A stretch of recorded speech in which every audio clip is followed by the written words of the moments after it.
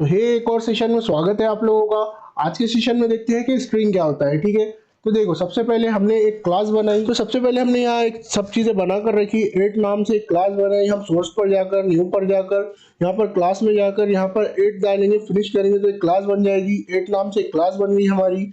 और उसके बाद हमने ये बेसिक स्ट्रक्चर लिख दिया जावा का।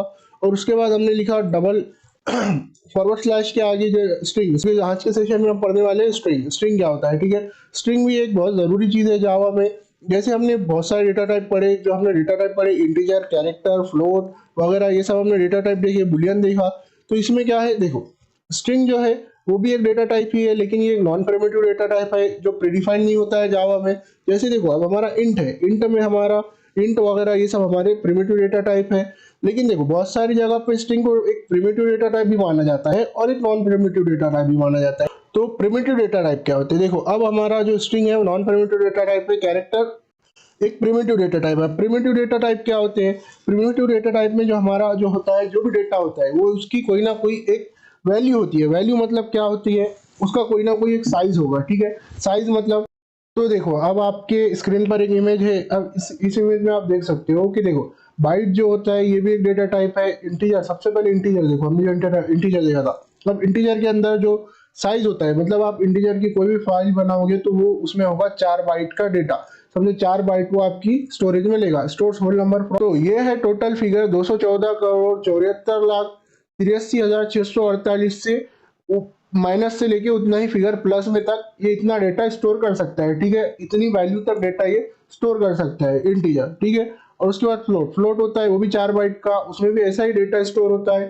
उसके बाद जो है बुलियन वगैरह ये सब ऐसे ही होते हैं। ठीक है, कैरेक्टर जो होता है वो 2 बाइट का होता है और जो है वो सिंगल कैरेक्टर ही स्टोर कर सकता है। अब सिंगल कैरेक्टर स्टोरेज क्या होता है वो, तो देखो इसके अंदर अब सिंगल कैरेक्टर डेटा स्टोरेज क्या होता है, ये देखो अब हम सबसे पहले इसमें हमने क्लास, सबसे पहले हमने इसी पैकेज में हमारी क्लास बनाई। क्लास में हमने 8 क्लास बनाई। हमने बहुत सारे प्रोग्राम देखे इससे पहले भी। इसमें से हमने एक और प्रोग्राम बनाया जिसमें हमने लिखा 8, जिसमें हमने एक और क्लास बनाई 8 नाम से। उसमें मतलब एक और प्रोग्राम बनाया या एक और फाइल बनाई है सको। ठीक है, एक और फाइल बनाई, उसके अंदर हमने बेसिक से जो हमारा जावा कोड है वो बेसिक कोड लिख दिया। उसके अंदर हम स्ट्रिंग देख रहे हैं, तो स्ट्रिंग के अंदर अब कैरेक्टर्स नाम से हमने एक एक डेटा टाइप डिफाइन किया। उसके अंदर एक कंटेनर दिया, एक कंटेनर में यू कैरेक्टर जो है वो डिफाइन किया। ठीक है, अब कैरेक्टर के अंदर सिंगल वैल्यू ही हम स्टोर कर सकते हैं। सिंगल वैल्यू मतलब एक सिंगल कैरेक्टर ही। ठीक है, अब इसको हम करते हैं प्रिंट। इसको हमने कमांड से किया सेव, इसको किया हमने प्रिंट, इसको किया प्रोसीड, एरर आया है।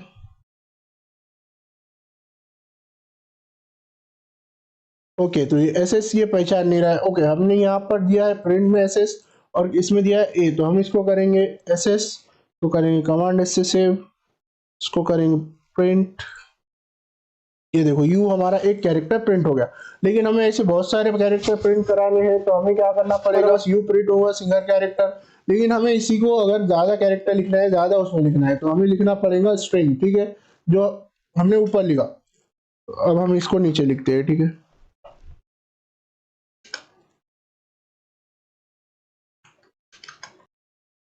इसको हम कर देते हैं कमेंट, कंट्रोल फॉरवर्ड स्लैश, ये हो गया सारा की सारा कमेंट। ओके ठीक है, इसको क्लियर ही कर देते हैं। अब हमने लिख दिया यहाँ स्ट्रिंग डेटा टाइप। स्ट्रिंग में हमने, स्ट्रिंग जो होता है वो उसमें पहला वर्ड होता है कैपिटल। स्ट्रिंग में हमने लिया ए, कोडिंग बड़ा स्ट्रिंग बनाया है और इसको किया ऐसे। अब ए को ये ले रहा है कि ए इसमें डिफाइन नहीं है कि ए क्या है, तो हम इसको करेंगे,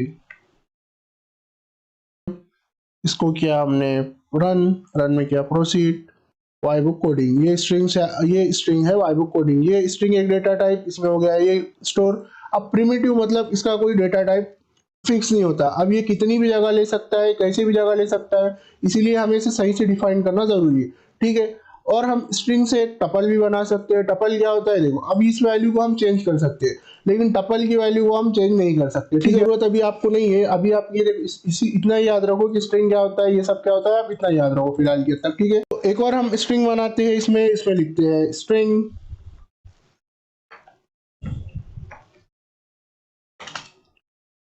इसको लिखते हैं बी।